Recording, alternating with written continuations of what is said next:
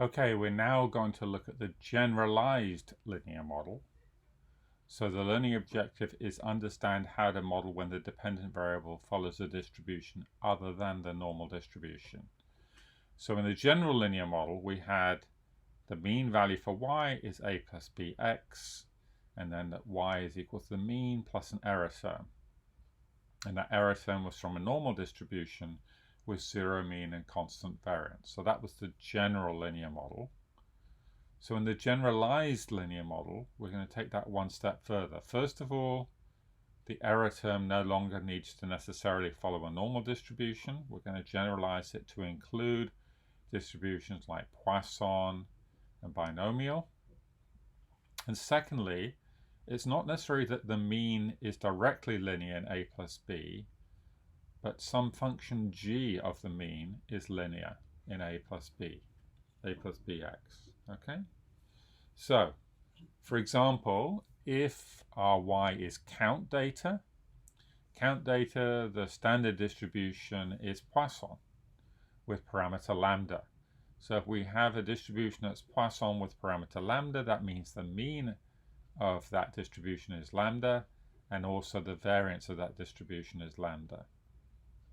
So the way we handle that is that our g function is log of y. In other words, the log of the mean is linear in a plus bx. And as I said, our distribution y would be Poisson. Another example would be if y was a binary outcome. So then success is 1 and failure is 0, then the distribution is binomial 1p. In this case, the expected value of y is p, the probability of success.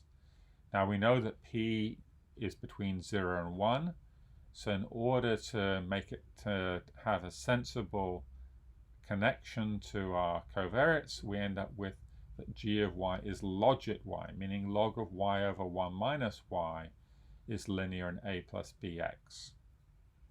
And we're also going to see that we can handle a situation where y is an ordinal distribution using the ordinal logistic model. So we can apply similar ideas to identify a good model. Again, we want to explain the variation in y. So if you're interested in this topic in more detail, there's a very good book called Generalized Linear Models by Nelder and McCullough that has many more examples and goes into a lot more details.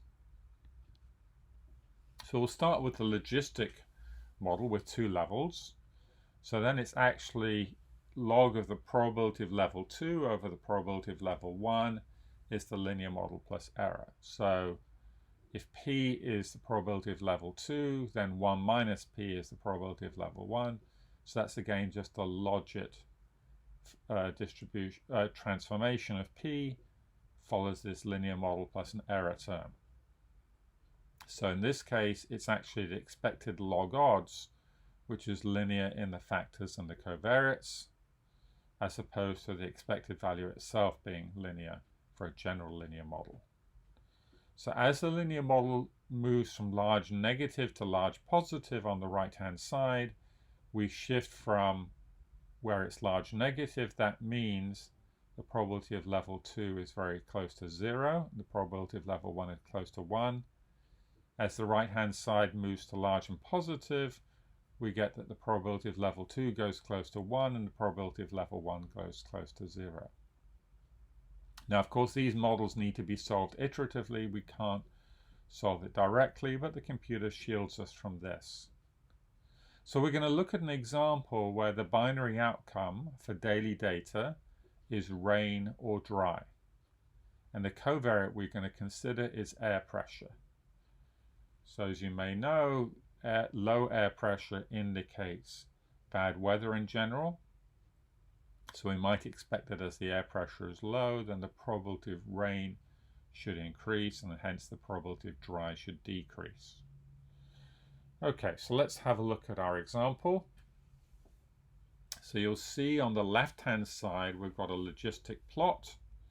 So you can see that when the pressure is low, it's saying that the probability of rain is relatively high, probability of dry is relatively low.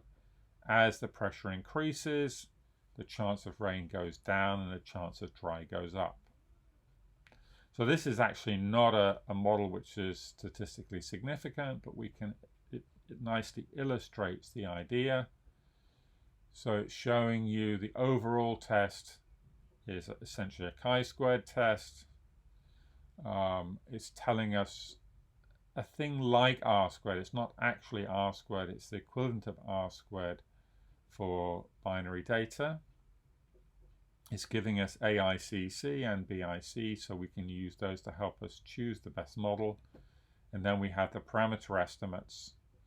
So for the log odds, we have a linear model, intercept of 91, and a coefficient for pressure of -3.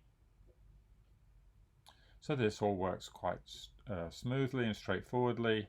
The complication behind the scenes is much more complicated, but we can use many of the ideas we've already developed in order to apply this. So you'll see this is an iterative process. It tells us it converged after 3 iterations, so that's not a big problem.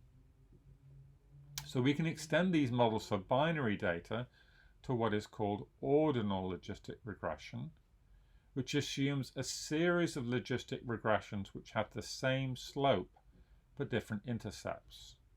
So that means we only add one parameter per level, so it's still feasible for a relatively large number of levels. So let's have a look at the same broad data set, but where we're going to look at an ordinal variable rather than a binary variable.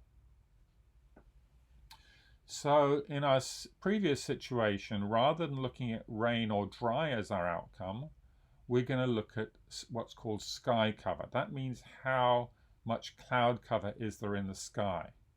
So clearly, if there are no clouds at all, which is our integer 0, then there can't be any rain.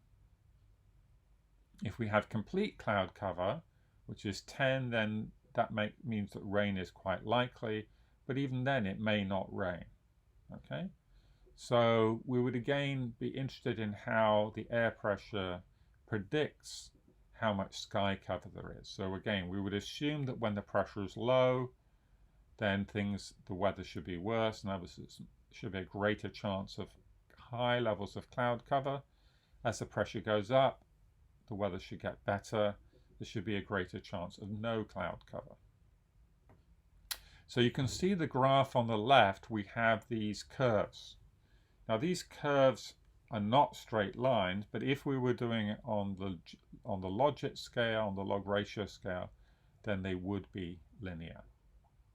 So in other words, it's assuming that pressure essentially has the same effect moving all the way up the scale. In other words, the higher the pressure, the greater the chance that you move up the scale from 0 to 1, 1 to 2, all the way up to 10.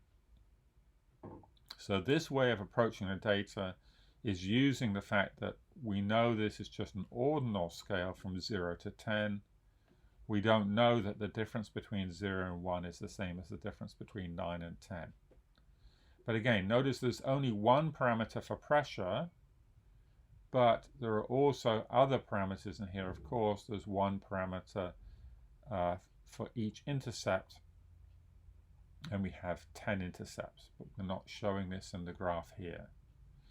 So again, overall, this is not statistically significant, but it is showing us the overall test we can do as checking to see how pressure changes the sky cover. The key point here is this is allowing us to generalize our linear model approach to a situation where our dependent variable is not interval scale, but it is ordinal scale.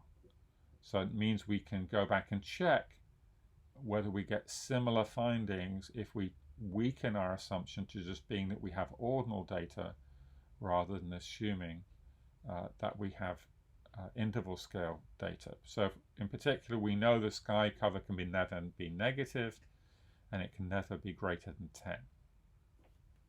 So that's very helpful. There's also another extension for nominal variables, but for nominal variables, we often use an alternative formulation, which are called log linear models. So for these models, we assume a null hypothesis that the probability of being in row I in column J is multiplicative. It's the probability of row I times the probability of column J.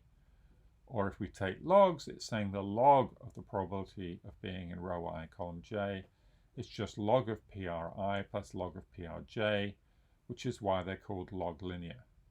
So this is symmetric in the variables and doesn't distinguish between independent and dependent. So we could have applied this to our example of the car pole, which we looked at in the beginning.